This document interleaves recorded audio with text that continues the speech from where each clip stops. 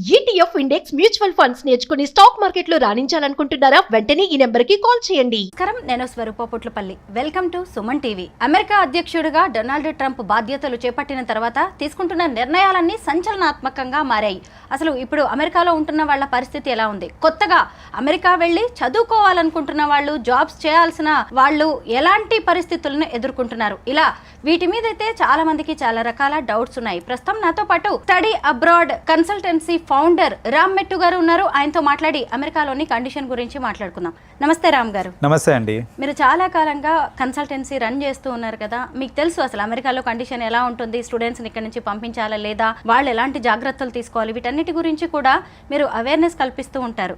ప్రస్తుతం అక్కడ పరిస్థితి ఎలా ఉందంటారు? కరెంట్లీ పరిస్థితులు బాగాలేవండి అక్కడ. అయితే స్పెషలీ ఇల్లీగల్ ఇమిగ్రెంట్స్ ఎవరైతే ఉంటారో లేదా డాక్యుమెంట్స్ లేకుండా ఎవరైతే ఇమిగ్రేట్ అయి ఉన్నారో వాళ్ళకి ప్రాబ్లమ్స్ ఎక్కువగా ఉన్నాయండి. అంటే చాలా మంది ఏంటంటే ఇప్పుడు ప్రాపర్ డాక్యుమెంటేషన్ తోటి స్టడీస్ కోసం వెళ్ళిన వాళ్ళు లేదా ఎంప్లాయ్మెంట్ కోసం వెళ్ళిన వాళ్ళు కూడా భయపడాల్సిన స్థితిలో ఉన్నారు కరెంట్లీ చూడాలంటే. ఇది ఎందుకు అలా అవుతుంది అని అంటే, నిన్న ఒక్కరోజు మాత్రమే ఆల్మోస్ట్ 2200 మెంబర్స్ ని వాళ్ళు పట్టుకున్నారు, ఇల్లీగల్ ఇమిగ్రెంట్స్ ని పట్టుకున్నారు వాళ్ళు. రికార్డు స్థాయిలో అరెస్టులు జరిగాయి అమెరికాలో. అసలు వాళ్ళ పరిస్థితి ఎంత దారుణంగా ఉందంటే చూడండి, వాళ్ళు చదువుకోవడానికో లేకపోతే ఉద్యోగం చేయడానికో ఏదో ఒకటి అక్కడికి వెళ్ళిన తర్వాత కరెంట్లీ వాళ్ళు ఫేస్ చేసే సిచ్యువేషన్ ఎలా ఉందంటే, చేతులకి బేడీలు వేసుకొని వాళ్ళని రోడ్డు మీద ఈడ్చుకుంటూ వెళ్తా ఉంటే అసలు ఎంత సెల్ఫ్ రెస్పెక్ట్ దెబ్బతింటుంది అది.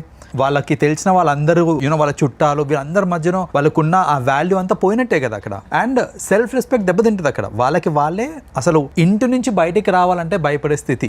ఎలా ఫీల్ అవుతున్నారంటే, ఇన్ని రోజులు గర్వంగా చెప్పుకున్నారు నేను యుఎస్లో ఉన్నాను, యుఎస్లో ఉంటున్నాను అని గర్వంగా చెప్పుకునే వాళ్ళంతా నేను ఏదో జైల్లో ఉన్నాను అనే ఫీలింగ్ లో ఉన్నప్పుడు కరెంట్లీ. సో అసలు ఈ లెవెల్ రావడానికి రీజన్ ఏంటంటే, ఇమిగ్రేషన్ డిపార్ట్మెంట్, వాళ్ళది ఒక ఇమిగ్రేషన్ డిపార్ట్మెంట్ ఉందండి. ఆ డిపార్ట్మెంట్ ఇలా డాక్యుమెంట్స్ లేకుండా ఎవరైతే ఉంటారో వాళ్ళందరినీ ట్రేస్ అవుట్ చేసి పట్టుకొని అరెస్ట్ చేస్తున్నారు. అయితే ఇంతకు ముందు కూడా ట్రేస్ అవుట్ చేసిన వాళ్ళు చాలా మంది ఉన్నారు. ఇప్పుడు భయం దేని వల్ల వస్తుంది అని అంటే, అలా ట్రేస్ అవుట్ చేసిన వాళ్ళందరినీ వీళ్ళు ఏం చేస్తారంటే యాంకిల్ ట్రాకింగ్ అని ఒకటి ఉంటుంది వీళ్ళకి. సో యాంకిల్ ట్రాకింగ్ ఏంటంటే వాళ్ళ వివరాలన్నీ తీసుకొని, సరే ఇల్లీగల్ ఇమిగ్రెంట్స్ కానీ వీళ్ళ వల్ల మనకి ఏమీ ప్రాబ్లం లేదు అనే వాళ్ళకి నమ్మకం కుదిరింది అనుకోండి, వాళ్ళు మళ్ళీ దేశాలకు వెనక్కి పంపించట్లేదు, వాళ్ళని ఉంచుతున్నారు, కానీ యాంకిల్ ట్రాకింగ్ చేస్తున్నారు.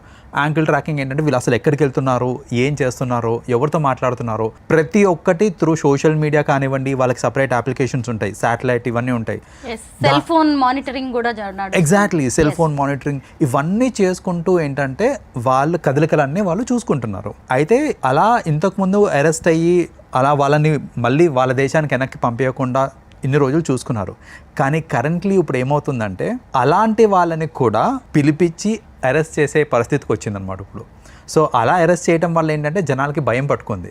అంటే అరెస్ట్ చేసి వెనక్కి పంపించేస్తున్నారు, ఇంకా మనకి లైఫ్ ఏంటి, ఫ్యూచర్ ఏంటి, ఎన్నో కోట్లు ఖర్చు పెట్టుకొని వచ్చి ఉంటారండి వాళ్ళందరూ. ఇప్పుడు ఏంటంటే చదువుకోవడానికన్నా కానివ్వండి, లేకపోతే అలా ఇల్లీగల్గా రావడానికి కొన్ని కన్సల్టెన్సీస్కి వాటికి వీటికి వీళ్ళు ఏం చేస్తారంటే థర్డ్ పర్సన్స్కి అమౌంట్ ఇచ్చి వెళ్ళుంటారు. సో ఇప్పుడు ఆ అమౌంట్ రాబట్టుకుందామనే లోపే అరెస్ట్ అయ్యి మళ్ళీ వెనక్కి వచ్చేస్తామనే బాధ, భయం ఇవన్నీ అక్కడ జనాల్లో ఉన్నాయి కరెంట్లీ. ఇంకా ఇంకొక యాంగిల్ చూస్తే అండి, అన్ని డాక్యుమెంట్స్ పర్ఫెక్ట్గా ఉండి వెళ్ళిన వాళ్ళు కూడా అసలు బయటికి రావాలంటే భయపడుతున్నారు. ఎందుకంటే వాళ్ళకి జరిగే ప్రొఫైలింగ్ కానివ్వండి, స్క్రీనింగ్ కానివ్వండి, ఇవన్నీ కూడా ఒక నెక్స్ట్ లెవెల్ స్క్రీనింగ్ జరుగుతుంది. ఇంతకుముందు వీసా ఇంటర్వ్యూస్, అంటే ఇక్కడ నుంచి యూఎస్కి వెళ్ళాలంటే వీసా ఇంటర్వ్యూస్లో జనరల్ క్వశ్చన్స్ అడిగేటోళ్ళు వాళ్ళు. లైక్ ఎందుకు వెళ్దాం అనుకుంటున్నావు, యూఎస్కి ఎందుకు వెళ్దాం అనుకుంటున్నావు, నీ క్వాలిఫికేషన్ ఏంటి, ఏ కంపెనీలో పనిచేద్దాం అనుకుంటున్నావు, లేకపోతే ఏ యూనివర్సిటీలో చదువుదాం అనుకుంటున్నావు, ఈ క్వశ్చన్స్ ఉండేవి. కరెంట్లీ ఇప్పుడు ఏంటంటే సోషల్ మీడియా ప్రొఫైలింగ్ కూడా జరుగుతుంది. సో వాళ్ళ సోషల్ మీడియా హ్యాండిల్స్ ఏంటి, దాంట్లో వాళ్ళు ఎలాంటి పోస్టులు పెడుతున్నారు, అవన్నీ ఓకేనా, లేకపోతే ఏదన్నా అంటే వాళ్ళ మైండ్ సెట్ ఎలా ఉంది, వాళ్ళ యాటిట్యూడ్స్ ఎట్లా ఉన్నాయి, ఇవన్నీ తెలుసుకోవడానికి ఏంటంటే కరెంట్లీ ఇప్పుడు యుఎస్ గవర్నమెంట్ వాళ్ళ సోషల్ మీడియా అకౌంట్స్ ని ప్రొఫైలింగ్ చేస్తా ఉంది. ఎస్ రామ్ గారు, మనం సోషల్ మీడియా వెట్టింగ్ గురించి మాట్లాడుకోవాలి.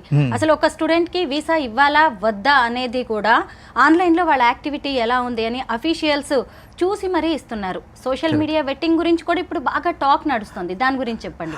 డెఫినెట్గా అండి. సో ఈ సోషల్ మీడియా వెట్టింగ్ గురించి చెప్పాలి అని అంటే, చాలా మంది అండి సోషల్ మీడియా అనే ప్లాట్ఫామ్ని మిస్యూజ్ చేసుకొని వాళ్ళ వ్యూస్, వాళ్ళ థాట్స్, నాకు రైట్ టు ఫ్రీడమ్ ఉంది, నేను ఎక్స్ప్రెస్ చేయగలుగుతాను అనేసి వాళ్ళ కంటెంట్, ఇష్టం ఉన్న కంటెంట్ని వాళ్ళు ఎక్స్ప్రెస్ చేయటము, ఏదైనా అది పొలిటికల్ వ్యూస్ అవ్వచ్చు, లేకపోతే ఏదైనా అవ్వచ్చు, వాళ్ళు పెట్టే పోస్టులు ఉండి వాళ్ళ ఫ్రెండ్ సర్కిల్లో ఎవరున్నారు, వాళ్ళు ఎలాంటి గ్రూప్స్ని ఫాలో అవుతున్నారు, దేంట్లో వాళ్ళు యాక్టివ్గా ఉంటున్నారు, ఈ యాక్టివిటీస్ అన్నీ కూడా సోషల్ మీడియాలో రికార్డ్ అవుతూ ఉంటాయి. వాళ్ళు పెట్టిన పోస్టుల నుంచి అన్నీ. కరెంట్ సిచ్యువేషన్ ఏంటంటే ఆల్రెడీ యూఎస్లో ఉన్న స్టూడెంట్స్కి కూడా ప్రొఫైలింగ్ జరుగుతుంది. స్టూడెంట్స్ కానివ్వండి, ఎంప్లాయీస్ కానివ్వండి, వాళ్ళకి కూడా ప్రొఫైలింగ్ అవుతుంది. ఎవరైతే వెళ్దాం అనుకుంటున్నారో వాళ్ళని కూడా చూస్తున్నారు. సో ఇలా చూడటం వల్ల ఏంటంటే వాళ్ళకి ఏదన్నా కొంచెం తేడా కొట్టింది అనుకోండి, అరే వీడి మైండ్ సెట్ బాగాలేదు, లేకపోతే వీడి ఇంటెన్షన్స్ కరెక్ట్గా లేవు అని వాళ్ళకి ఏమైనా అనిపించింది అని అంటే వాళ్ళకి వీసా ఇవ్వకపోవడం, లేదా వాళ్ళు ఆల్రెడీ యూఎస్లో ఉంటే కనుక వాళ్ళని డిపోర్ట్ చేయడం, మళ్ళీ బ్యాక్ టు ఇండియా పంపించడం, ఇలాంటి యాక్టివిటీస్ కూడా జరుగుతున్నాయి. అయితే స్టూడెంట్స్ కానీ ఎవరన్నా సరే తెలుసుకోవాల్సింది ఏంటిదనంటే, మీ సోషల్ మీడియా ఒకవేళ నార్మల్గా న్యూట్రల్గా ఉందనుకోండి, భయపడాల్సిన పని లేదు. రైట్, మీ సోషల్ మీడియాలో ఏదన్నా వ్యతిరేకంగా, అంటే మరి ఎవరికైనా వ్యతిరేకంగా ఏదన్నా రాయటం కానివ్వండి, లేకపోతే ఎనీథింగ్ విచ్ ఈస్ ఎక్స్ట్రీమ్, అలాంటి ఏదైనా పోస్టులు పెట్టారనుకోండి, పొలిటికల్ పోస్టులు ఇలాంటివి ఏమైనా ఉన్నాయనుకోండి, అవి మాత్రమే డిలీట్ చేయండి. అంతవరకు మాత్రమే డిలీట్ చేయండి. అంతేగాని కొందరు ఏం చేస్తున్నారంటే స్టూడెంట్స్, ఎందుకు వచ్చింది, ఎక్కడ వాళ్ళు మిస్టేక్ పట్టేస్తారేమో అనేసి సోషల్ మీడియా అకౌంట్స్ని డిలీట్ చేసుకుంటున్నారు, విచ్ ఈస్ వెరీ రాంగ్. మీరు సోషల్ మీడియా అకౌంటే డిలీట్ చేశారనుకోండి, మీకు ఇబ్బంది ఏమొస్తుందంటే, మీ సోషల్ మీడియా అకౌంట్ చెప్పండి అని అన్నప్పుడు no I don't use it, లేకపోతే నాకు లేదు అని చెప్పారనుకోండి, వాళ్ళకి డౌట్ క్రియేట్ అవుతుంది, ఉంది కానీ వీళ్ళు డిలీట్ చేశారేమో, అంటే వీళ్ళు డిలీట్ చేశారంటే దాంట్లో ఏదో తప్పుగా వీళ్ళు పోస్టులు చేస్తుంటారు, so let us not consider him అన్నట్టు ఒక నెగటివ్ ఇంప్రెషన్ క్రియేట్ అయిపోయి మొత్తానికే మోసం వచ్చే ఛాన్సెస్ ఉంటాయి. కాబట్టి అకౌంట్స్ డిలీట్ చేయకండి. అకౌంట్స్లో ఏదైనా విపరీతంగా ఏమైనా రాసున్న పోస్టులు కానీ, పొలిటికలీ వ్యతిరేకంగా ఏమైనా రాసున్నారు, లేదా యూఎస్కి వ్యతిరేకంగా ఏమైనా రాసున్నారంటే అవిటిని మాత్రమే తొలగించండి, అన్నిటినీ డిలీట్ చేయాల్సిన అవసరం లేదు. అలా చేయటం వల్ల అన్నిటినీ ఒకవేళ డిలీట్ చేయడము, లేదా అసలు అకౌంటే డిలీట్ చేయడం చేస్తే కనుక ఖచ్చితంగా అది ఇంకా మేలు కంటే కీడు ఎక్కువ చేస్తుంది. కరెక్టే. చాలా మంది డిలీట్ చేసేస్తున్నారు ఎందుకు వచ్చిందిలే అని చెప్పేసి. కరెక్ట్. అయితే మీ దగ్గరకు కూడా చాలా మంది స్టూడెంట్స్ వస్తూ ఉంటారు కదా, వాళ్ళకి మీరు ఏం చెప్తున్నారు? ఇప్పుడు నాకు జనరల్గా వచ్చే ఒక క్వశ్చన్ ఏంటంటే, అసలు యూఎస్కి వెళ్ళడానికి ఇది రైట్ టైమా? యూఎస్ అనేది చాలా మందికి అబ్రాడ్ వెళ్ళి చదువుకోవాలనే కోరిక ఉంటుంది. సో నేను అబ్రాడ్కి వెళ్ళి ఈ టైంలో చదవడం కరెక్టా, లేకపోతే ఆగిపోమంటారా, లేకపోతే వేరే దేశానికి వెళ్ళమంటారా, ఈ క్వశ్చన్స్ ఎక్కువ వస్తున్నాయి నాకు ఈ మధ్యన. అయితే ఇక్కడ ఒక సింపుల్ అనాలిసిస్ అండి. మీరు డాక్యుమెంట్స్ అన్నీ పర్ఫెక్ట్గా ఉన్నాయి, మీ సోషల్ మీడియా క్లీన్ ఉంది, రైట్, మీరు ఏం తప్పు చేయలేదు, చేయబోరు కూడా అని అంటే భయపడాల్సిన అవసరం లేదు. ఇక్కడ యూఎస్లో మార్కెట్ కూడా అంత బాగాలేదు కదా అని అంటే దానికి ఆన్సర్ ఏంటంటే, ఎస్, ఖచ్చితంగా యూఎస్లో మార్కెట్, జాబ్ మార్కెట్ అనేది ఇప్పుడు బాగాలేదు. కానీ మీరు చదువుకోవడానికి వెళ్తున్నారు అనుకోండి, మీకు 2 బెనిఫిట్స్ ఉన్నాయి. ఈ టైంలో యూఎస్కి వెళ్తే 2 బెనిఫిట్స్ ఉన్నాయి. బెనిఫిట్ నెంబర్ 1 ఏంటంటే, ఈ టైంలో చాలా మంది వెళ్ళట్లేదు కాబట్టి మీకు వీసా వచ్చే ఛాన్స్ ఎక్కువ, అంటే వీసా యాక్సెప్టెన్స్ ఛాన్స్ ఎక్కువ ఉంటుంది మీకు.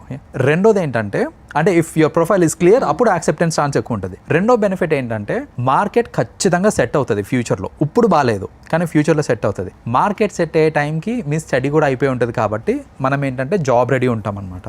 సో ఎవరన్నా ప్లాన్ ఉంది యూఎస్కి వెళ్ళాలి అని అంటే, ఒకటే నేనేం చెప్తానంటే, మీ ప్రొఫైల్ ఖచ్చితంగా 100% క్లీన్ ఉంది, మీ ఇంటెన్షన్స్ క్లియర్ ఉన్నాయి అని అంటే కనుక వెళ్ళొచ్చు, ఆగిపోవాల్సిన అవసరం లేదు. కానీ మీ డాక్యుమెంట్స్ కరెక్ట్గా లేవు, లేదా మీ ఇంటెన్షన్ కరెక్ట్ కాదు, నేను ఏదో అక్కడికి వెళ్ళి ఏదో పార్ట్ టైంలో చేసుకుంటూ బతికేద్దాం అనుకుంటున్నాను, లేదా ఇంకేదైనా ఇంటెన్షన్ వల్ల వెళ్దాం అనుకుంటున్నానంటే కనుక వెళ్ళకండి, వెళ్ళి ఇబ్బంది పడతారు మీరు అక్కడ. వన్ మోర్ థింగ్ ఏంటంటే, పార్ట్ టైం జాబ్స్ చెయ్యకపోయినా సరే నేను అక్కడ చదువుకోగలను, నాకంత ఫినాన్షియల్ స్టాండర్డ్స్ ఉన్నాయి అనుకున్న వాళ్ళు మాత్రమే వెళ్ళాలి ఇప్పుడు ఉన్న కండిషన్స్ని బట్టి చూస్తాయి. అయితే పార్ట్ టైం జాబ్ అంటే ఇక్కడ ఒకటండి, జనరలైజ్ చేయడానికి లేదు ఇక్కడ. ఎందుకంటే యాజ్ పర్ రూల్ ఏంటంటే, మీరు 20 hours in a week part time jobs చేసుకోవచ్చు. అది కూడా యూనివర్సిటీలో వస్తే మాత్రమే, మీరు చదివే యూనివర్సిటీలో వస్తే మాత్రమే మీరు పార్ట్ టైం జాబ్ చేసుకోవచ్చు, అది లీగల్. సో మీకు ఆ సత్తా ఉంది అంటే, నేను ఒక అసిస్టెంట్షిప్ అంటారు దాన్ని, బేసిక్ అసిస్టెంట్షిప్ కానివ్వండి, లేకపోతే ఒక లైబ్రేరియన్ లాగా కానివ్వండి, నేను అలాంటి జాబ్స్ కొట్టగలను, నాకు కమ్యూనికేషన్ స్కిల్స్ ఉన్నాయి, లేకపోతే నేను అలా ఈజీగా మౌల్డ్ అవ్వగలుగుతాను, ఫ్రీగా ఉండగలుగుతాను మా ప్రొఫెసర్స్ తోటి అనే నమ్మకం మీకు ఉంది అని అంటే ఎస్. లేదు, నేను ఎక్కడైనా రెస్టారెంట్లో పార్ట్ టైం చేసుకుంటాను అని అంటే అది ఇల్లీగల్ అది. సో కొందరు ఏంటంటే హామీ ఇచ్చేస్తూ ఉంటారు. ఎలా అంటే, ఇప్పుడు ఆల్రెడీ వెళ్ళిన వాళ్ళు ఉంటారు, అరే నువ్వు వచ్చారా నేను చూసుకుంటా నిన్ను, నాకు తెలిసిన రెస్టారెంట్ ఉంది, లేకపోతే మనదే రెస్టారెంట్ ఉంది, నీకు అందులో నేను ఇప్పిస్తాను నీకు, ఇలాంటివన్నీ చెప్పి ఎంకరేజ్ చేస్తుంటారు కొందరిని. But at the end of the day మీరు అక్కడికి వెళ్ళిన తర్వాత రూల్స్ స్ట్రిక్ట్ అయ్యి లేకపోతే పొరపాటున మీరు పట్టుబడ్డారనుకోండి అక్కడ వర్క్ చేస్తున్నప్పుడు, మీరు ఇల్లీగల్గా వర్క్ చేస్తున్నారు అనేసి మళ్ళీ డిపోర్ట్ అయ్యారు అని అంటే మీరు పెట్టుకొని వెళ్ళిన ఖర్చు మొత్తం వృధా అయిపోతుంది.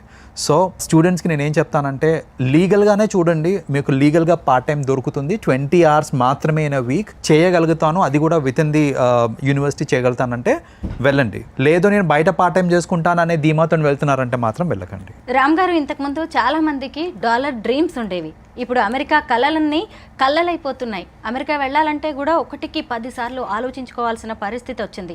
మీరు ట్రంప్కి ముందు కూడా చూశారు, ఇక్కడ నుంచి స్టూడెంట్స్ వెళ్ళడం, అలాగే జాబ్ కోసం వెళ్ళడం. ఇప్పుడు చూస్తున్నారు ఇక్కడ సిచ్యుయేషన్ ఎలా ఉంది, అక్కడ ఎలా ఉంది అని.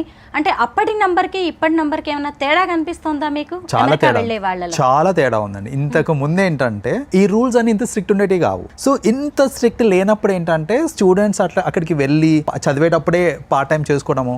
నేను చెప్పాను కదా, డిఫరెంట్ ప్లేసెస్లో పార్ట్ టైం చేసుకునే వాళ్ళు ఇంతకుముందు అంతా. మన రెస్టారెంట్స్లో అవ్వచ్చు, లేకపోతే సూపర్ మార్కెట్స్లో అవ్వచ్చు, అలా ఎక్కడంటే అక్కడ చేసుకునే వాళ్ళు, విచ్ ఈజ్ యాక్చువల్లీ ఇల్లీగల్. కానీ గవర్నమెంట్ స్ట్రిక్ట్ లేకుండే. అప్పుడు గవర్నమెంట్ స్ట్రిక్ట్ లేదు కాబట్టి జనాలందరూ ఏంటంటే ఇక్కడ చేసే పని కంటే అక్కడ చేస్తే డబ్బులు ఎక్కువ వస్తాయి కదా అనే ధీమాతోటి ఆ డాలర్ డ్రీమ్స్ అని అలా క్రియేట్ అయినవన్నీ. కరెంట్ సిచ్యువేషన్ ఏంటంటే ఆల్రెడీ ఉన్న రూల్స్ని స్ట్రిక్ట్ చేశారు వాళ్ళు, కొత్తగా పెట్టిందేం లేదు, ఉన్న రూల్స్ని స్ట్రిక్ట్ చేశారు. చేయడం వల్ల ఏంటంటే ఇలా పార్ట్ టైం జాబ్స్ చేసుకుందాం అనుకున్న వాళ్ళందరూ ఇక వెళ్ళడం అనేది వేస్ట్ అన్నట్టు వాళ్ళు ఆగిపోతున్నారు. అలాంటి సంఖ్య ఆల్మోస్ట్ ఒక 70% మంది ఉన్నారు. 70% స్టూడెంట్స్ ఏంటంటే చదువుకుంటూ జాబ్ చేసుకుంటూ డబ్బులు సంపాదిద్దాం అనే దృష్టితోనే వెళ్ళే వాళ్ళు ఎక్కువ మంది ఉన్నారు. సో ఇప్పుడు ఏంటంటే అవి స్ట్రిక్ట్ అయిపోయినాయి కాబట్టి ఆబ్వియస్లీ అలాంటి వాళ్ళందరూ ఆగిపోతున్నారు.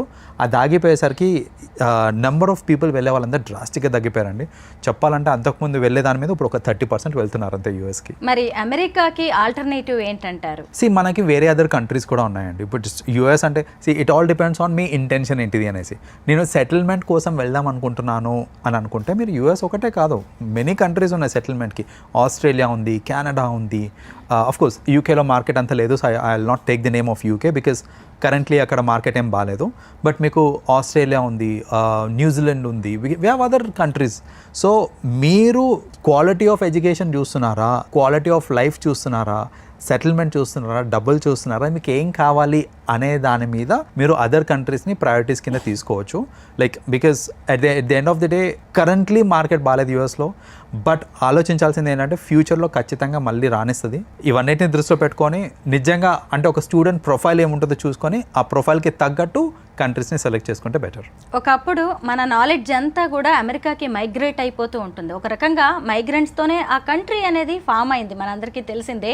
అయితే ఈ టైంలో ఇప్పుడు చాలామంది అమెరికా వెళ్ళడానికి ఆలోచిస్తున్నారు కాబట్టి మన కేంద్ర ప్రభుత్వం కావచ్చు, మన రాష్ట్ర ప్రభుత్వాలు ఎలాంటి జాగ్రత్తలు తీసుకొని మన వాళ్ళకి ఇక్కడే మంచి ఆపర్చునిటీస్ కల్పిస్తే మంచిదంటారు? యాక్చువల్లీ ఇక్కడ ఆపర్చునిటీస్ కల్పిస్తే ఖచ్చితంగా మన వాళ్ళు ఉంటారండి. కాకపోతే ఇక్కడ ప్రాబ్లం ఏంటంటే the end of the day మీరు ఎంత టాలెంటెడ్ అన్నా సరే మీ శాలరీ రూపీస్లో వస్తుంది, అక్కడ ఏంటంటే శాలరీ డాలర్స్లో వస్తుంది. సో ఆ మ్యాచింగ్ అనేది కష్టం. ఇప్పుడు నేను అక్కడికి వెళ్ళి చేస్తే నాకు వచ్చే అమౌంట్ ఏదైతే ఉందో ఆ అమౌంట్ ఇక్కడ మ్యాచ్ చేయడం అనేది కొంచెం కష్టం. జనరల్గా ఏంటంటే ఆ మిస్ మ్యాచ్ వల్ల చాలా మంది ఇక్కడ నుంచి యూఎస్కి వెళ్ళిపోతూ ఉంటారు. All we can do is improve చేయొచ్చు, మేబీ ఇంకా ఆ పే స్కేల్స్ అని కొంచెం ఇంక్రీజ్ చేయడం లాంటివి చేయొచ్చు. But at the end of the day ఇదంతా ఒక ప్రైవేట్ ఆర్గనైజేషన్ మీద నడుస్తూ ఉంటుంది కాబట్టి గవర్నమెంట్ పెద్దగా ఇన్వాల్వ్ అవ్వడం అంతా కుదరకపోవచ్చు. బట్ మీరు ఇందాక అన్నట్టు ఐటీ కంపెనీస్ ని చాలా ఎస్టాబ్లిష్ చేయొచ్చు. ఐటీ ఇప్పుడు మనకి మన వాళ్ళకి ఇక్కడ జాబ్స్ రాక కాదండి, అక్కడ శాలరీలు ఎక్కువ ఉంటాయని మన వాళ్ళు వెళ్తూ ఉంటారు. లైఫ్ స్టైల్ కూడా బాగుంటుంది, అమెరికాలో ఉంటున్నామని చెప్పుకోవడం ఒక ప్రౌడ్ స్టేటస్ సింబల్. ఇదంతా ఇంతకు ముందు.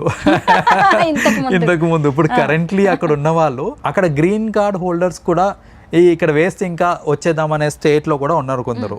సో అలాంటి సిచ్యువేషన్స్ ఫేస్ అవుతున్నారు. బట్ ఎస్, ఇదంతా టెంపరీ సిచ్యువేషన్స్, ఇవి మారుతాయి, కొంచెం ఓపిక పట్టాలి. లేదు ఇండియాలోనే బాగుంటుంది అని మీరు అనుకుంటున్నారంటే ఆల్రెడీ అక్కడ నుంచి వచ్చేయాలనుకుంటే వచ్చేసి అది పర్సనల్ కాల్ అది. బట్ అసలు ఇంత దారుణంగా ఇంత స్ట్రిక్ట్ చేయడానికి ఇంకొక మేజర్ రీజన్ ఏంటంటే కొలరాడోలో రీసెంట్గా ఒక ఇష్యూ అయిందండి. లైక్ కొంచెం అటాక్స్ అవి అయినాయి. అది కూడా ఎవరి వల్ల అయినాయి అంటే ఇట్లా ఇల్లీగల్ ఇమిగ్రెంట్స్ వల్లనే అయినాయి. సో ఆ అటాక్స్ని బేస్ చేసుకొని ఇప్పుడు ఏం చేస్తున్నారంటే ఇదంతా ఇల్లీగల్ ఇమిగ్రెంట్స్ వల్ల మనకి సెక్యూరిటీ ఇష్యూస్ వస్తున్నాయి అని దాన్ని ఆసరాగా తీసుకొని ఇప్పుడు ఈ చర్నింగ్ అవుట్, ఈ ఫిల్టరేషన్ అంతా దానివల్ల అవుతుంది అనమాట. ఇప్పుడు రామ్ గారు, ట్రంప్ కి అలాగే హార్వర్డ్ యూనివర్సిటీకి మధ్య కూడా కోల్డ్ వార్ జరుగుతోంది. ఎగ్జాక్ట్లీ, Yes, దాని గురించి కూడా డిస్కస్ చేయాల్సిందే. సో ఇప్పుడు చాలా మంది ఏంటంటే హార్వర్డ్ యూనివర్సిటీ అనేది ఒక డ్రీమ్ యూనివర్సిటీ లాగా పెట్టుకొని అక్కడికి వెళ్దామని అనుకుంటారు. కానీ ఆ హార్వర్డ్ యూనివర్సిటీ మేనేజ్మెంట్ కి ఇంకా ట్రంప్ కి they are not in good terms. వాళ్ళకి పడట్లేదు. ఆయన ట్రంప్ ఎట్లా అంటే ఇంకా హిట్లర్ టైప్, నేను నా మాట ఏ శాసనం ఇంకా నేను చెప్పిందే వినాలి అనే టైప్. సో అక్కడ బేసిక్గా ఏంటంటే హార్వర్డ్ యూనివర్సిటీ అనేది చాలా ప్రెస్టీజియస్ యూనివర్సిటీ, నీ మాట నేనేది ఏంది అన్నట్టు బేసిక్గా వాళ్ళకి మిస్అండర్స్టాండింగ్ అయితే ఉంది. గుడ్ టర్మ్స్ లేకపోవడం వల్ల ట్రంప్ ఇచ్చిన ఒక డిక్లరేషన్ ఏంటంటే హార్వర్డ్ యూనివర్సిటీకి ఎవరైనా వెళ్తున్నారు అని అంటే వాళ్ళకి వీసా గ్రాంటింగ్ అనేది మేము ఇవ్వము, లిమిట్ చేసేస్తాం. లేదా వీసా ఇచ్చినా కూడా దానికి వాళ్ళకి ఇచ్చే ఫెసిలిటీస్ కానీ వాళ్ళకి ఇచ్చే ఆప్షన్స్ ఏవైతే ఉంటాయో అవన్నిటిని కూడా రెస్ట్రిక్ట్ చేసేస్తాం అన్నట్టు ఒక స్టేట్మెంట్ రిలీజ్ చేశారనమాట. సో ఇప్పుడు ఏంటంటే హార్వర్డ్ యూనివర్సిటీ అంత ప్రెస్టీజియస్ యూనివర్సిటీకి వెళ్ళి చదవాలన్నా కూడా ఆలోచిస్తున్నారు జనాలు ఇప్పుడు. సో ఇది కూడా జరిగింది. అది బేసిక్గా నాకు తెలిసి at the end of the day set అవుతుంది అది కూడా. కానీ we have to leave it to time. Current situation అయితే బాగాలేదు. హార్వర్డ్ యూనివర్సిటీకి ఎవరైనా వెళ్దాం అనుకుంటారంటే కనుక ఆలోచించండి ఒకసారి. బికాస్ మీ వీసా స్టేటస్ కానివ్వండి ఇవన్నీ కూడా కొంచెం లిమిట్ చేసి ఇస్తూ ఉంటారు అనమాట మనకి. మీరు అన్నది కూడా కరెక్టే. ఇదంతా టెంపరరీ. తన మార్కు చూపించడానికి డొనాల్డ్ ట్రంప్ ట్రై చేస్తున్నాడు. అలాగే రోమ్ వెళ్ళినప్పుడు రోమన్ లా ఉండాలని ఎలా చెప్తారో, అమెరికా వెళ్ళాలి అనుకుంటే ఖచ్చితంగా అక్కడ రూల్స్ పాటించాల్సిందే. వాళ్ళకి ఇవ్వాల్సిన డాక్యుమెంట్స్ వాళ్ళకి ఇవ్వాల్సిందే. క్లీన్ ఇమేజ్ తో వెళ్తేనే మంచిది. అమెరికానే కాదు ఎక్కడికైనా అదే మంచిది. Thank you so much Ram గారు. యూ వెల్కమ్ అండి.